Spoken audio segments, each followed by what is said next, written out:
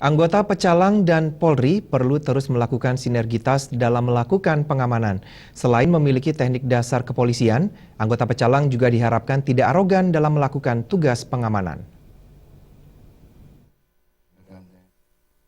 Kapolres Gianyar AKBP Farman yang memberi pengarahan kepada puluhan pecalang sekecamatan Tegalalang dalam apel sinergitas Pecalang Polri mengatakan saat ini keberadaan pecalang yang ada di masing-masing desa Pekraman selain berfungsi mengatur kelancaran sebuah prosesi upacara agama maupun adat, pecalang juga memiliki peran penting dalam keamanan wilayah. Untuk itu sinergitas antara pecalang dengan anggota Polri sangat diperlukan dewasa ini dalam membantu tugas kepolisian dalam memberi rasa aman dan menciptakan ketertiban di masyarakat. Untuk itu, pecalang dalam menjalankan tugasnya perlu dibekali keahlian kepolisian, baik bela diri maupun teknis pengaturan lalu lintas.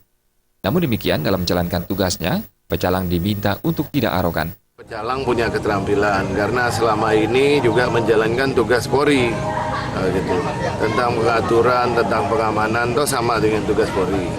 Yang kedua, ya menghindari adanya arogansi seperti yang disampaikan rekan-rekan tadi. Sehingga dengan adanya pemahaman, skill, dan pembinaan dari Polsek, tahu batasan-batasan mana sih yang boleh, mana yang tidak. Sementara itu, Kapolsek Tegalalang AKPI Gede Sudiatmaja mengatakan, sebanyak 35 anggota pecalang, 60 desa Pekraman sekecamatan Tegalalang Gianyar telah dilatih dengan kemampuan teknik dasar-dasar kepolisian, baik berupa penggunaan borgol, tongkat, teknik bela diri maupun pengaturan lalu lintas.